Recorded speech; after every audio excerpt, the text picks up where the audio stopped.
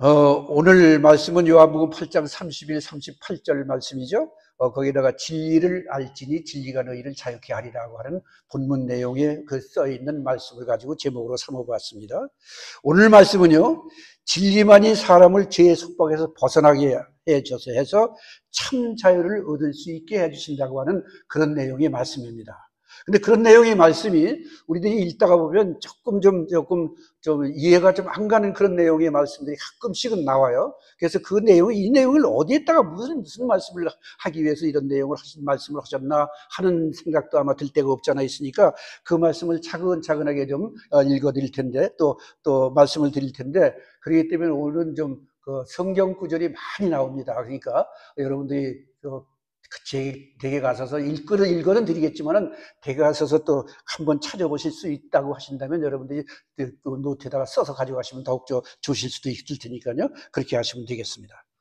인간이 사탄의 유혹으로 인해서 죄 속에 빠졌다는 얘기는 어느 누구든지 다 압니다. 그건 모르는 사람이 없죠. 예수 믿지 않는 사람들도 죄인들이야, 악한 놈들이야, 뭐 이런 소리도 많이 하지 않습니까? 그렇습니다. 그렇기 때문에 하나님의 죄에 빠진 인류를 구원해 주시기 위해서, 자유를 얻게 하시기 위해서, 인류 구원의 사역을 하시기 위해서 예수 그리스도 독생자 외아들을 세상에 보내셨다는 것, 이 말씀도 여러분들은 다 아시는 내용 아닙니까?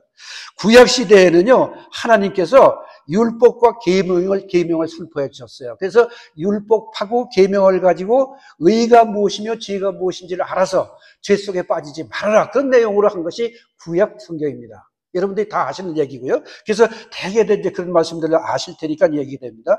그런데도 사람들은 사탄에게 유혹이 되어가지고 죄악에 점점 팽창해져가지고 율법으로는 계명으로는 도저히 지킬 수가 없는 처지가 되어버린 거예요.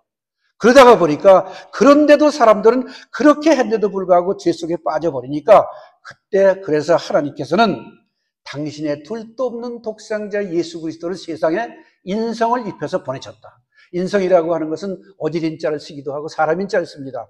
어질인 자를 쓰는 인성과 사람인 자를 쓰는 인성하고는 좀 다르죠. 인성은 사람의 몸을 입으셨다 그런 뜻입니다. 인성을 입으셨다. 그래서 그것도 얘기를 들으실 때, 말씀을 들으실 때 인성이 어떤 인성인지를 잘 구별을 못하면서 잘 이해가 되실 수가 있으니까 먼저 말씀을 드리는 겁니다. 그래서 인성을 입히셔가지고 이 세상에 보내셨다는 것은 우리 다 아는 말입니다. 그렇죠? 다 아죠. 그런데 그로 인해서 인간은요, 주님께서 죄를 자백하고 회개를 하면 죄 사함을 받아서 율법의 정죄에서 벗어나서 하나님이 베푸시는 은혜 가운데 거하게 된다. 이것이 이제 신약에서 우리에게 주신 말씀 아니에요? 그리고 얼마나 감사한 말씀입니다. 그런 소망을 우리가 가지고 있는 거 아니겠어요? 그런 말씀입니다. 그러나 주님의 구속사역으로 인해서 죄의 노임을 받아서 죄 사함을 받기는 했지만 그 뒤가 문제입니다. 그 뒤가 뭐냐면, 사람이 속에 있는 죄성이 들어있거든요. 사람이 들어있는 죄성. 왜 먹고 살기 위해서 짓는 죄도 있고, 또 여러 가지 욕심이 있어서 짓는 죄도 있고, 그런 죄가 있잖아요. 근데 욕심도 털어버리면 없어질 수가 있지만, 먹고 사는 문제에 대한 욕심은 버리면 나는 죽습니다.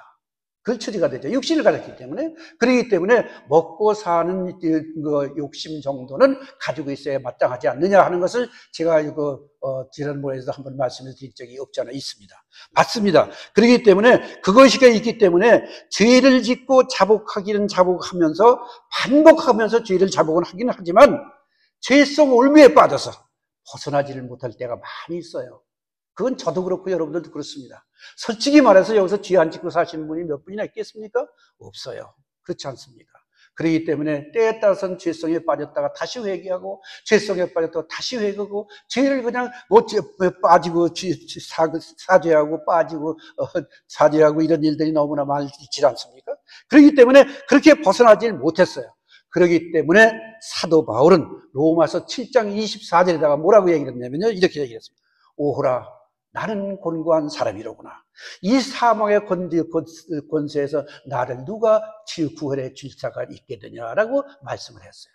그게 로마서 4장 27절에 한 말씀이에요. 7장 24절에요.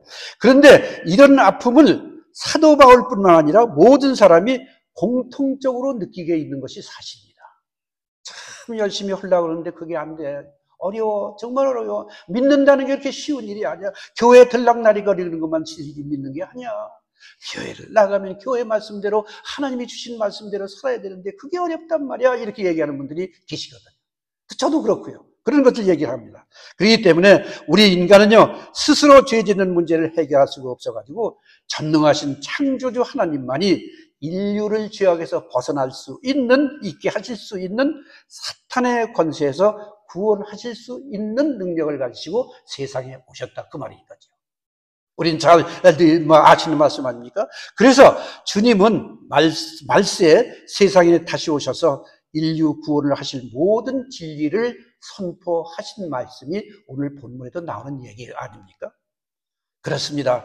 하나님께서는요, 인간들에게 있는 악한 성품을 해결해 주심으로 죄에서 완전히 벗어나 구원을 받게 해 주신 것이지요. 예수님께서는 요한복음 17장 17절에 말씀하시기는요, 이렇게 말씀하셨습니다. 저희를 진리로 거룩하게 하옵소서. 아버지의 말씀은 진리니이다 라고 말하고 있습니다. 하나님께서 우리에게 주신 말씀이 진리라는 말씀이에요. 그 말씀을 우리에게 또 한 번 알려주고 계십니다. 이런 말씀들이 한두 군데 있는 말씀이 아니잖아요. 주님께서 다시 오셔서 진리 가운데로 우리를 인도해 주신다고 하는 말씀. 사람은 죄와 사탄의 권세에서 벗어나게 하셔서 참 자유를 얻게 해 주심으로 천국으로 인도해 가실 수 있게 되셨다. 그 얘기죠. 얼마나 감사합니까? 그러기 때문에 믿는 자들에게는 영생하는 삶을 산다는 얘기가 거기 있는 거 아니겠습니까? 영원히 산다는 말씀. 얼마나 듣기만 해도 좋습니까? 근데 우리가 영원히 살 수 있는 자격을 갖추기가 그렇게 어렵다. 그런 얘기죠. 이게 참 문제인 거 아니야, 이게? 자, 오늘 본문을 보세요. 오늘 본문 로마서 8장 31절, 32절 제가 읽습니다. 그러므로 예수께서 자기를 믿는 유대인들에게 이르시되, 당신은 유대인들이 하나님을 열심히 믿었던 사람 중에 한 사람이었잖아요. 그때는 우리는 전부 이방인이었습니다. 그러니까 그때 당신은 예수가 누군지 하나님이 누군지도 하나님은 아시죠? 근데 예수가 누군지 그냥 천지신령이 있으니까 갖다가 장독대 옆에다가 정한서 떠다 놓고 기도하고 손잡고 기도하고 이런 때가 있었잖아요. 그게 뭘 알기 때문에 그랬던 거예요. 그랬는데 그렇게 하나님께서 오셔서 인도하신다고 하는 것을 알고 난 우리는 이제는 죽음은 육신이 땅으로 들어가지만 우리 영은 영원히 사는 하늘나라로 올라가서 백보자 심판에서 다시 한번 심판을 받고 하나님 우편에 앉아 계실 수 있는 그런 삶을 살게 해주신다니 얼마나 감사한 일이야 이겁니다. 그 일을 위해서 열심히 노력하는 게 우리들이 아닙니다. 그런 것들을 우리가 생각해 본다면 정말 하나님을 믿는 게 얼마나 귀한 일인지 하는 것을 생각해 보지 않을 수가 있는 것이 있습니다. 그러기에 하나님께서 선포하신 진리를 내 마음속에 받아들이고 하나님의 사역에 순종해서 죄에서 벗어나서 하나님의 참 제자가 되어야 한다는 말이 있는 것이죠. 하나님의 참 제자, 하나님의 자녀, 이게 얼마나 귀한 말이니까 이 말입니다. 오늘 본문 다시 한번 제가 읽어드렸죠. 그렇게 하기 때문에 여기서 말씀하는 진리를 유대인들에게 이르시되 너희가 내 말에 거하면 참 내 제자가 되고, 거기 다 그 말씀이 있습니다. 진리를 알지니 진리가 너희를 자유케 한다. 죄에서 벗어나게 해준다. 그런 의미입니다. 진리를 알지니 진리는 누구예요? 하나님이시잖아요. 하나님을 알고 하나님의 말에 순종하는 자를 참 내 제자가 되게 한다고 얘기를 하셨습니다. 그래서 진리가 너희를 자유케 해주신다라고 얘기했습니다. 이 말씀을 다시 한번 좀 설명을 해드리면요, 주님을 믿는 우리뿐만이 아니라 불신자들에게도요 정말 희망과 도전이 있는 말씀이 바로 이 말씀인 거예요. 믿지 않는 사람들도 이런 말씀을 받으면 그거 참 좋은 말씀인데 얘기를 합니다. 근데도 믿지를 않는 게 안타까운 일이 아니겠습니까? 그런데요, 안타까운 것은 진리를 통해서 자유케 되는 삶을 살아가는 사람이 그렇게 많지 않다는 게 안타까운 일이 아닐 수 없는 것이죠. 근데 우리는 벌써 하나님을 믿고 하나님을 의지하고 하나님께 영광 올려드리며 살아가는 우리 여든이 얼마나 감사하냐 이거. 아직 천국에 올라갈 수 있는 자격은 갖추지 못했다 할지라도 열심히 노력하는 그 모습을 우리에게 하나님께서 보시고 계시지 않느냐 그 얘기죠. 얼마나 감사한 일이야 그럽니까? 그렇습니다. 오늘 본문 주님께서 믿는 유대인에게 말씀하신 내용입니다. 이것이. 그런데 우리에게 소망이 되는 것은요, 진리와 자유에 대한 말씀이라고요. 분명히 말씀을 했죠. 제가 먼저 읽어드린 말씀에 그 말씀이 나옵니다. 그러면 이 진리라는 게 무엇이고 자유라는 게 뭐냐? 이거는 또 말고 넘어가야 되잖아요. 간단하게 말씀드릴게요. 진리라고 하는 것은 참된 이치입니다. 그 사람 이치가 똑바른 사람이야 하는 것은 경호가 발달한 얘기 아닙니까? 그와 마찬가지로 이치라고 하는 것은 하나님께서 우리에게 주신 말씀, 그 얘기거든요. 그 이치를 말씀하는 것이고요. 그리고 그 이치를 통해서 참된 도리를 깨달아 하는 겁니다. 그걸 우리는 분명히 알아야 되는 거예요. 깨닫지 못하면 아무 쓸데가 없는 것이기 때문에 그렇죠. 저도 그렇고 여러분도 그렇지 않습니까? 깨닫는 자가, 엄마가 아빠가 호차리를 들었을 때 왜 나에게 그 둘도 없는 자식한테 호차리를 들었을까 하고 끙끙 울고 난리치고 약국을 든 것보다는 차라리 그 순간에 엄마 내가 잘못했어 하는 자녀가 있으면 또 때리지 않지 않습니까? 마찬가지입니다. 우리 하나님께서 그렇게 지금 보고 계시다고 말입니다. 그런 것을 우리가 생각해야 됩니다. 그게 바로 진리라는 거죠. 그 다음에 자유라고 하는 것은요, 외부의 간섭이나 구속을 받지 않는 거예요. 외부의 간섭이나 구속을 받지 않는다고 하는 얘기는 주의에다가 눈 돌리지 말아라 그 얘기입니다. 악한 쪽에다 바라보지도 말아라 그런 얘기인 것입니다. 이게 참 어려운 얘기 아닙니까? 그렇잖아요. 무슨 싸움 났다 그러고 우리 그거 보는 게 더 즐거우니까 그렇잖아요. 그런 일들이 있는 거예요. 그렇기 때문에 스스로 선택해서 결정할 수 있는 상태. 그럼 스스로 선택해서 결정하는 상태라는 건 뭘까? 바로 믿는 자에겐 복이 있고 믿는 자는 영원히 삶이 있다고 하는 것을 깨달아 아는 사람이 열심히 쫓아가려고 하는 거예요. 그걸 아직도 깨닫지 못하면 일평생을 교회 다녔다 할지라도 아무 쓸데없는 교회 그냥 발만 들락날락 해풀을 뿐이라는 것뿐입니다. 이걸 우리가 확실히 알려고 여기다가 말씀을 하는 내용이 바로 그 말인 것입니다. 진리라고 하는 건 그런 거고 자유라고 하는 것을 여러분이 잘 설명을 해드렸으니까 생각해 보시고 차근하게 좀 함께 해나가셨으면 좋겠습니다. 요한복음 14장 6절에요. 6절에 또 한번 제가 보겠습니다. 뭐라 그랬냐면 내가 곧 길이요 진리요 생명이니 나로 말미암지 않고는 아버지께로 갈 자가 있느니라 없느니라. 없다 이게 없어. 없다는 얘기예요. 진리요 생명이니 내가 곧 길이요 진리요 생명이니 나로 말미암지 않고는 하나님께로 갈 자가 없다. 분명히 얘기했잖아요. 이걸 말씀하고 있어요. 그렇기 때문에 자유를 믿는 자들에게 있어서는요, 예수 그리스도의 도우심으로 성령을 통해서 모든 죄로부터 자유케 된 상태를 얘기하는 겁니다. 그게 이치요 자유입니다. 이걸 우리는 잘 아셔야 된다는 말이 되는 것이죠. 로마서 6장 18절에요. 바울사도가 한 얘기입니다. 죄에서 해방되어 의에게 종이 된 것이라고 얘기를 하고 있습니다. 바울사도가 깨닫고 나서 한 얘기입니다. 그 다음에 22절에 로마서 6장 22절에 이제는 너희가 죄에서 해방되고 하나님께 종이 되어 거룩함에 이른 열매를 얻었으니 이 마지막은 영생이라. 참 좋잖아요. 그런 열매를 우리도 이제 맺어야 되지 않겠어요? 아직까지도 맺지 못했고 있고 이제 죽기 직전까지 열심히 노력해서 맺으면 틀림없이 하나님의 열매를 여러분들이 다 가지고 계시라고 믿습니다. 또 그렇게 사시는 여러분이 되시길 바랍니다. 그런 분들이라면 얼마나 좋을까요? 또 한 분들은요, 갈라디아서 5장 1절에요. 이것도 바울사도가 한 얘기죠. 그리스도께서 우리로 자유케 하려고 자유를 주셨으니 그러므로 굳세게 서서 다시는 종의 멍에를 매지 말라라고 말합니다. 이 종이 뭘까요? 악의 죄악에 빠져지는 거 종이 아니겠어요? 그러니까 그런 이제 종의 멍에를 절대로 이제 매지 말아라.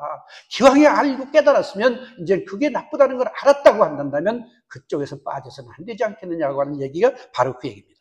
또한 오늘 본문 요한복음 8장 32절에요. 32절. 진리를 알지니 진리가 너희를 자유케 하리라. 하나님을 알고 예수 그리스도를 알고 구원이 뭔 것이고 진리가 뭔가를 달리 알고 있으니 그런 모습으로 그걸 알고 있는 그대로 순종하면서 살아가는 모습을 가져라. 그런 뜻이 아닙니까? 예수님께서 왜 이런 말씀을 하신 것일까? 여기서부터 이제 의문점이 들어가는 겁니다. 왜 그러면 그런 말씀을 어떻게 이해하시기 위해 할 수 있도록 하기 위해서 이런 말씀을 하셨을까? 문맥상으로 이해를 해보려면 그 뒷 말씀을 이제 잘 들으면 진리를 알지 진리가 너희를 자유케 하리라고 하는 그 내용의 말씀을 이해가 충분히 하고도 남을 수 있을 것입니다. 예수께서는요, 하늘로 오르기 며칠 전에, 예수님께서 하신 말씀입니다. 저도 여기 써붙였습니다만 지금 띄었지만은요, 불안에 떨고 있는 제자들에게 평안을 약속해 주셨어요. 평안을 너희에게 주노니, 이런 말씀입니다. 그게 요한복음 14장 7절 말씀이죠. 요한복음 14장 7절입니다. 평안을 너희에게 끼치노니 곧 나의 평안을 너희에게 주노라. 내가 너희에게 주는 것은 세상이 주는 것 같지 아니하니라. 너희는 마음에 근심도 말고 두려워하지도 말라라고 평안을 주시면서 얘기를 해주셨어요. 그냥 내가 너희에게 평안을 주노라 그러시지 않고 그 뒤에다가 달아가지고 또 하나의 그 댓글을 달으셔가지고 그렇게까지도 얘기를 하시고 계셔요. 우리를 깨닫게 해주시기 위해서 그러시는 거거든요. 주님은요, 사랑하는 제자들에게 말씀하시기를 내가 너희에게 주는 평안은 세상이 주는 평안과 다르다고 얘기를 했습니다. 내가 주는 평안은 그리스도 구속 사역으로 인한 가장 근원이 되는 바로 항구적인 평안, 영원히 있을 평안, 그런 평안을 말씀하고 있는 것이죠. 요한복음 6장에 보면요, 예수님께서 5,000명을 먹이신 기적이 나옵니다. 그러면 왜 5,000명을 먹이신 기적을 요한복음에 그 뒤에다가 적으셨을까? 한번 생각을 해봐야 됩니다. 예수님은요, 오병이어, 즉 물고기 5마리, 그 떡 두 개를 가지고 또 두 덩어리를 가지고 보리떡이죠. 그것도 보리떡 2개를 가지고 남자 성인만 해도 5,000명을 먹이신 기적을 베푸셨잖아요. 근데 그때 당시의 풍속으로 봐서는 여자들하고 어린아이들은 셈스에 헤아리지도 않았다고 그렇게 얘기를 하잖아요. 그러면 어린아이들과 여자들까지 합친다 그러면 남자가 5,000명이니까 자그마치 10,000여 명 이상이 되지 않을까 하는 사람들. 그런 사람들을 물고기 5마리와 오병이어 떡 5개와 물고기 2마리를 가지고 먹여 살렸다, 그런 얘기입니다. 얼마나 대단한 기적이에요. 이게 우리 인간으로서는 할 수 있는 기적입니까? 도저히 있을 수 없는 기적 아닙니까? 하나님께서 우리에게 그런 기적의 은혜를 주신다면 몰라도 말입니다. 그렇습니다. 그러면 그 말씀을 그 뒤에다가 붙인 이유가 무엇이냐 하는 것을 우리가 깨달아야 된다는 얘기죠. 예수님께서는요, 광야에서 제대로 먹지 못하고 말씀을 듣기 위해 모인 수많은 병자들, 그리고 많은 사람들에게 불쌍히 여기신 마음이 매우 컸을 줄 압니다. 그때 당시 죄 속에 빠졌다는 것도 이미 깨닫고 알고 있었으니까 그런 죄 속에서 빠져나갈 수 있는 방법이 뭐니까 하는 것을 알기 위해서 수많은 사람들이, 또 예수님은 병자를 고치신다는 생각을 들어보니까 얼마나 많은 사람들이 모였겠느냐, 그 얘기입니다. 그런 사람들을 다 믿겠다고 하는 이야기를 보면 대단한 얘기가 아닌 것입니까? 그것이지 않습니까?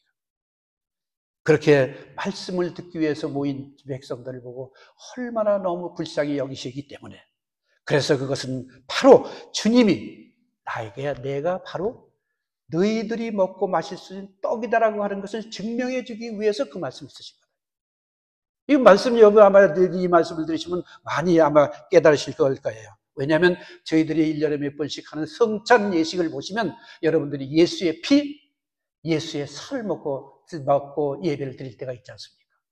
근데 그거를 적당히 아무렇게나 그냥 뭐 보자기 쓴 것도 그냥 빨지도 않은 것 갖다가 덮어놓고 그 귀한 예물을 이건 도저히 좀 바꿔야 되지 않을까 하는 생각이 들지 않을 수가 없어요. 우리는 정말 하나님께 드리는 것이고 하나님께서 나에게 주는 것을 받아먹는 그 시간인데 어찌하면 그렇게 할 수 있을까 하는 생각이 들어서 안타깝지 않을 수가 없었을 때가 있었습니다. 그렇습니다. 그것이 바로 주님의 참떡이라고, 내가 너에게 주는 생명의 떡이라고 얘기를 하셨으니 말입니다. 요한복음 6장 35절입니다. 예수께서 가라사대 내가 곧 생명의 떡이니 내게 오른 자는 결코 줄이지 아니할 것이요 먹고 배부를 수 있게 해주신다, 그런 말입니다. 평안하게 해주신다, 그 말인 것입니다. 나를 믿는 자는 영원히 목마르지 아니하리라. 목마르지 아니하리라고 얘기를 하고 있습니다. 그런데 많은 사람들은요, 주님께서 자신을 하늘로서 내려온 떡이라고 했더니 그때 당시 하나님을 믿는 사람들인 유대인 사람들도 말하기를, 유대인들이 예수께 대답하여 수군거리며 말하기를, 요한복음 6장 42절 말씀입니다. 이는 요셉의 아들 예수가 아니냐. 아니, 근데 우리가 다 알고 있는 그런 데인데, 그 부모도 다 우리가 알고 있고, 동생들도 우리가 다 알고 있는데, 제가 지금 어찌해서 하늘로 내려왔다고 얘기를 하느냐. 그러고 말하는 거예요. 깨달았지 못한 거예요. 아직도. 그분이 하나님의 독생자 예수인 줄 알지 못했던 거라고 말해요. 그러니까 예수를 죽이려고 대든 거잖아요. 그리고 이제 그 뒤에도 나오죠. 요한복음 6장 47, 51절에 진실로 전실로 너에게 이르노니 믿는 자는 영생을 가졌나니 내가 곧 생명의 떡이로다. 너희 조상들은 광야에서 만나를 먹었어도 죽었거니와 이는 하늘로서 내려오는 떡이니 사람으로 하여금 먹고 죽지 않게 하는 것이니라. 나는 하늘로서 내려온 산떡이니 사람이 이 떡을 먹으면 명평 영생하리라. 나의 줄 떡은 곧 내 세상의 생명을 위한 내 살이로다 라고 분명히 말씀을 해 주셨거든요. 이런 걸 우리가 알고 있지 않습니까? 그런데도 그들은 서로 다투면서 다시 한번 말하기를 요한 6장 52절에 이렇게 얘기를 합니다. 이러므로 서로 다투어 말하기를, 모여있는 사람들 얘기입니다. 다투어 말하기를 이 사람이 어찌 너희 제사를 우리에게 준다고 그러느냐? 이게 말이 되냐? 있을 수 없는 얘기 아니냐? 어떻게 제사를 뜯어서 먹게 우리에게 주겠느냐라고 이렇게 얘기를 합니다. 오늘날 우리가 깨닫지 못하면 그런 그 처지가 되어버리고 마는 것입니다. 그들은 육신적으로만 이해를 했기 때문에 이 말씀이 이해가 도저히 가지 않았던 겁니다. 예수님은요, 이렇게 말씀을 하셨다. 6장 53절에 또 말씀하시길요. 내가 진실로 진실로 너희에게 이르노니 인자의 살을 먹지 아니하고 인자의 피를 마시지 아니하면 너희 속에 생명이 없느니라. 생명까지도 없다고 얘기를 해요. 무슨 생명? 영원히 사는 생명. 육신을 가지고 있었을 때 가지고 있던 그 죄 많은 생명은 가지고 있을 때 그 얘기를 지금 여기서 하시는 게 아니다 그 말이에요. 영원히 사는 생명. 이걸 얘기하고 있습니다. 그런데도 많은 사람들은 요한 6장 60절입니다. 요한 6장 60절에 많은 사람들이 이 말씀이 도대체가 어렵구나. 깨달을 수가 없구나. 누가 이 말씀을 알아들 수가 있겠느냐라고 얘기를 하면서 했어요. 참 깨닫지를 못했기 때문에 그랬죠. 그래가지고 요한복음 6장 66절에 이러므로 제자 중에 많이 물러가고 예수를 영접한다고 예수에게 찾아왔다가 병고침이나 받고 그저 좋은 말이나 듣고 들으러 왔다가 시간이나 떼려고 왔다가 아무 이유가 없으니 그 후서부터 모이질 않았다 그런 뜻이에요. 이게 참 옳다고 얘기 아니에요. 이러므로 제자 중에 많이 물러가고 다시 그와 함께 다니지 아니하더라라고 얘기를 합니다. 예수님은요 이러한 이스라엘 민족들의 불씨를 보시고 요한복음 8장 28절에 뭐라고 말씀을 하셨느냐? 너희는 인자를 든 후에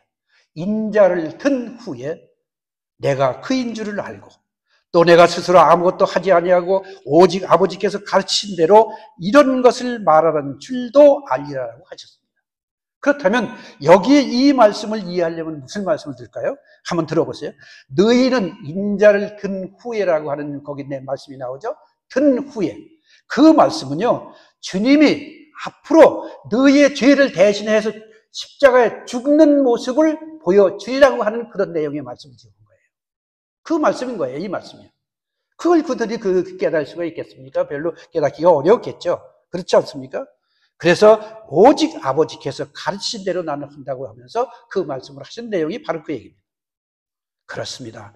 이 말씀이요, 이런 비유적인 말씀을 하신 것이 거기 한 군데만 있는 건 아닙니다. 써놓으시면 더 좋습니다. 요한복음 3장 14절에도 내가 머지않아 가리라는 말씀이 나와요. 그 다음에 13장 32절에도 그 말씀이 나오고요. 그 다음에 34절에도 내가 너희를 위하여 십자가에 죽으리라는 내용의 비슷한 말씀이 거기 나와요.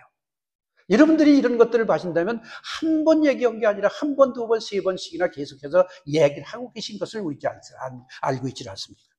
그런데도 깨닫지를 못한다니요. 예수님의 모든 생애는요, 하나님 아버지의 가르치심과 하나님 아버지에 따라서 순종하시기 때문인 것이죠. 그러기에 오늘 본문 요한복음 8장 32절에 그러므로라고 하는 얘기, 아까 제가 말씀드렸습니다마는 앞서서 말한 내용의 것을 뒤에다가 연결하고 뒤에 있던 말을 앞에다가 이끌어다가 그런 말씀을 하시는데 대충 앞에 한 말을 뒤에다 이끌어 한다기 위해서 그러므로라고 하는 접속사, 연결말을 써 붙인다 그런 얘기가 되는 것입니다.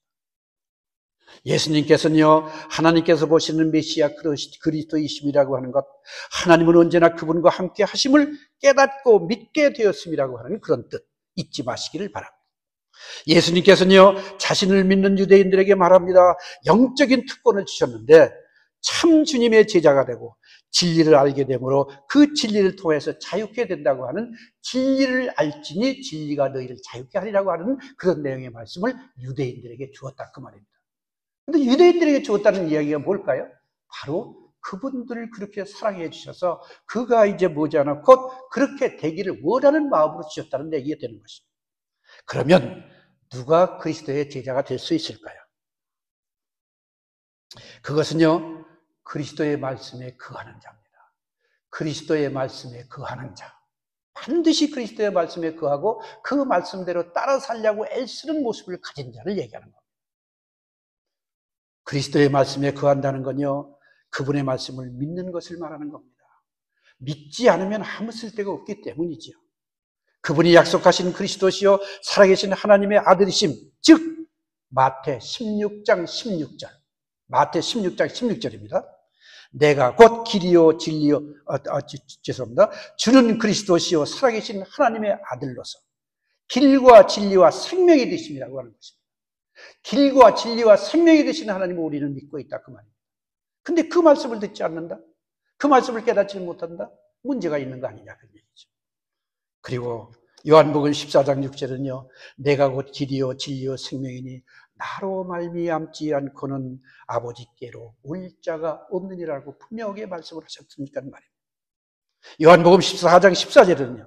내가 주는 물을 먹는 자는 영원히 목마르지 아니하리니 나의 주는 물은 그 속에서 영생하도록 솟아나는 샘물이 되리라고 말씀을 해줬고 요한복음 6장 48절에는 내가 곧 생명의 떡이라고 말씀을 해줬습니다. 이 말씀을 통해서 한 몇 가지로만 또 말씀을 드리고 끝내기로 하겠습니다. 첫째, 주님의 말씀에 순종하는 겁니다. 반드시 주님의 말씀에는 순종을 해야 돼요. 주님의 말씀을 알고도 죄 진다면 그건 좀 문제가 큰 거죠. 그런 죄는 성령 회방죄 같은 걸 지시면 여러분 성령 회방죄는 절대 회개도 못합니다. 그걸 여러분들이 하셔야 된다 그 얘기죠. 주님께서는 나를 따르라 나를 쫓으라라고 한 말씀이 마태복음 4장 19, 20절, 9장 9절, 누가복음 5장 11절에 계속해서 얘기를 하고 계시거든요. 그리고 주님을 따르는 자들을 향해서 요한복음 13장 34절에는 새 계명을 너희에게 주노니 서로 사랑하라 라고 말씀을 하시고요. 너희도 서로 사랑하라고 말씀하고 내가 너희를 사랑한 것 같이 너희도 서로 사랑하라고 말씀을 하고 있지 않습니까? 우리 모두가 함께 식구끼리 한 덩어리가 돼서 한 마음으로 서로 사랑하는 마음을 가지시는 여러분이 되셔야 된다는 말씀입니다. 누가복음 9장 23절에는요. 아무든지 나를 따라오거든 자기를 부인하고 나를 부인해버리래요. 나를 부인해버리고 날마다 제 십자가를 지고 나를 쫓을 거니라고 얘기를 했습니다. 이것이 그리스도의 말씀 안에 거한다는 뜻이라는 것이죠. 말씀 안에 거한다는 뜻이 그렇게 쉬운 일이 아니라는 것입니다. 주님은요, 이렇게 자신의 말씀에 거하는 자를 참된 제자로 인정해 주시고 계시고, 당신의 자녀로 지금 삼아 주시고 계신다는 사실 아니겠습니까? 이러한 참된 제자에게 진리를 깨닫는 특권을 허락하시고, 놀라운 은혜를 약속해 주신 것입니다. 유대인들에게 그런 말씀을 주셨다는 말씀인 것이죠. 둘째는요, 주님의 말씀은 진리인 것을 분명히 하셔야 되길 바랍니다. 주님은요, 하나님 아버지께 기도하시기를 요한복음 17장 17절에 저희를 진리로 거룩하게 하옵소서. 아버지의 말씀은 진리니이다 라고 얘기를 하고 계십니다. 주님은 그렇게 말씀을 하고 계신데 진리와 생명이라고 말씀을 하고 계신데 우리는 이 말씀을 얼마나 여러분들은 많이 읽고 듣고 여러분들이 하고 계신지요. 그 다음에 셋째는요, 주의 영 성령님이 진리인 것이라고 말씀을 합니다.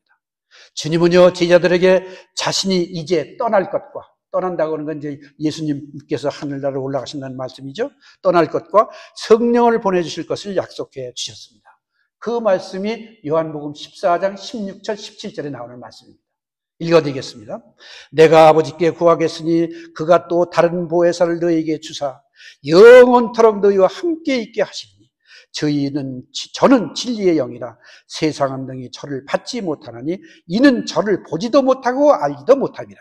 그러나 너희는 저를 아나니 저는 너희와 함께 거하심이요 또 너희 속에 계심이라 하셨습니다. 여러분들 예수 그리스도는 세상에 인성을 입고 오셨기 때문에 보셨습니다. 그런데 성령 하나님은 여러분들이 보신 적이 없으십니다. 근데 그 하나님이 하나님을 의지하고 하나님을 믿고 사는 가슴 속으로 은연중에 들어오신다는 말씀입니다. 여러분들의 마음속에 틀림없이 성령께서 들어와 계신 줄 믿습니다. 믿어도 됩니다. 예, 믿으십시오. 여러분들의 마음속에 성령이 계심을 믿으십시오. 내가 성령을 모시고 있으면서도 성령이 원하지 않은 말씀을 함부로 내던지기도 하고, 내가 성령을 모시고 있으면서 내 욕심이 너무나 많아가지고 이것도 갖고 싶고 저것도 가지고 싶고 이렇다고 한다면 그것이 뭔가 다른 마음으로 가지고 있는 게 아니냐 생각을 해보지 않을 수가 있는 거 아니겠느냐 말입니다. 그렇기 때문에 주님께서 제자들에게 약속하신 진리를 바로 하나님의 말씀이라는 것, 그리고 영원하신 하나님의 말씀이신 주님 자신, 진리의 영인 성령님을 믿는 자에게 보내주신다고 하셨으니 그 보내신 성령이 여러분들의 마음에 지금 계시고 계신 것이 아니겠습니까? 영원하신 말씀이신 주님 자신 진리의 영을 보내주신다고 하셨으니 여러분들은 절대로 그 말씀 잊지 아니하고 성령을 모시고 다니시는 여러분이 되셨으면 얼마나 감사하겠습니까? 그리스도를 믿고 그리스도 말씀을 거하게 될 때 성부 하나님의 말씀 안에서, 성자 하나님의 생명 안에서 성령 하나님의 은혜로 깨달아 알게 되는 것이 참 진리를 가진 참 자녀들의 모습이라는 것이죠. 이런 모습을 가진 자녀들이 다 되시기를 바랍니다. 진리가 너희를 자유케 한다는 것은요, 내가 그리스도의 말씀 안에 거할 때 그 말씀을 통해서 진리를 깨닫게 되고, 그리고 내가 그리스도의 말씀을 깨닫게 될 뿐만이 아니라 그 말씀을 통해서 진리를 알고 진리의 성령을 내가 모시고 그리고 그것을 통해 자유함을 이루는 여러분이 되시기를 바랍니다. 그것이 가장 귀한 말씀이니까. 그 자유의 말씀, 앞전에 드린 말씀이 또 한 번 생각이 납니다. 요한복음 14장 27절에 평안을 너희에게 끼친다라고 말씀을 하십니다. 평안을 너희에게 주노니 참된 평안을 너희에게 주노라고 말씀을 하고 계시지 않습니까? 여러분들은 평안하십시오. 여러분들의 마음에 악이 있으면 안 됩니다. 평안한 마음을 가지고 사십시오. 즐거움으로 기쁨으로 많은 분들과 웃고 즐기면서 감사하면서 살아가시는 여러분이 되셔야 될 것이 같지 않습니까? 세상에는 그 어떤 것도 빼앗을 수도 줄 수도 없는 우리 주님의 평안, 성령의 충만함이 필요한 것이기 때문입니다. 사도 바울은요, 예배서 5장 18절에 예배서 교회 성도들에게 보낸 편지에서 뭐라고 말씀했습니까? 술 취하지 말라. 이는 방탕한 것이니 오직 성령의 충만함을 받아라라고 얘기했습니다. 모두가 다 성령 충만한 여러분이 되시길 바랍니다. 성령 충만함을 받게 되면요, 주님의 뜻을 깨닫고 지혜로운 삶을 살게 되는 것이기 때문이죠. 성령 충만함을 통해서 주님의 참제자가 허락하신 놀라운 은혜로 능력의 삶을 가져오는 진리를 통해서 우리를 자유케 해주시고 평안하게 해주신다고 말씀하지 않습니까? 그래서 이 세상 속에서 육신을 가지고 살아가는 동안에 받을 수 있는 복입니다. 복 중에 복이 살아서 복는 복이 그 복 아닙니까? 얼마나 감사 아닙니까? 우리는 주님의 말씀 안에 거해야 됩니다. 그래야만 주님께서 약속하신 참제자라서 자유함의 은총을 누리게 될 것이기 때문입니다. 고린도후서 3장 17절에 고린도후서 3장 17절입니다. 주는 영이시니 주의 영이 계신 곳에는 뭐가 있다? 자유함이 있느니라 그랬습니다. 지금까지 여러분들에게 말씀들 많이 드린 자유함이 바로 무엇에 있다고요? 영이 계신 곳에 자유함이 있다고 얘기를 했으니 여러분들의 마음이 편안하고 즐겁고 기쁘려면 성령께서 그렇지 않고 화나고 신경질 내고 했을 때 보면 여러분들의 마음은 독이 들어와 있다는 얘기입니다. 악한 사단이가 여러분들의 마음을 표하고 있다고 하는 얘기를 잊지 않는 여러분이 되셔야 할 것입니다. 성상이 하나님의 모든 말씀이 진리게 되시며 그분 것에 보내신 주의 영인 성령님이 진리이심을 확신하고, 그리고 우리 모든 이런 믿음을 가지고 예수 그리스도의 생명 안에서 진리이신 성령님의 충만하심을 통해서 한없는 은혜를 받으셔야 될 것이기 때문입니다. 우리 모두는 주님의 참제자가 되어서 진리가 너희를 자유케 하리라고 하는 말씀을 잊지 마시고 진정한 믿음으로 살아가는 은총이 충만하시기를 우리 주 예수님의 이름으로 축원합니다. 우리 다 같이 함께 기도하시겠습니다. 자비로우신 하나님 아버지, 진리를 알지니 진리가 너희를 자유케 하리라고 하신 말씀 저희에게 깨닫게 해주셨사오니 감사 올립니다. 오늘 저희에게 주신 이 말씀을 주님이 부르시는 그날까지 마음에 깊이 간직하게 해주셔서 우리 모두가 진정한 자유를 가질 수 있도록 성령께서 도와주시옵소서. 어둠의 세력, 악한 세력, 사탄의 세력도 우리 마음과 몸속에서 멀리 떠나게 해 주시옵소서. 진리를 알지니 진리가 너희를 자유케 하리라 하신 주님의 말씀이 가슴속 깊이 간직하게 하셔서 마음에 기쁨이 있고 감사가 있게 하시며 이 기쁨을 많은 이들에게 전하며 살게 하여 주시옵소서.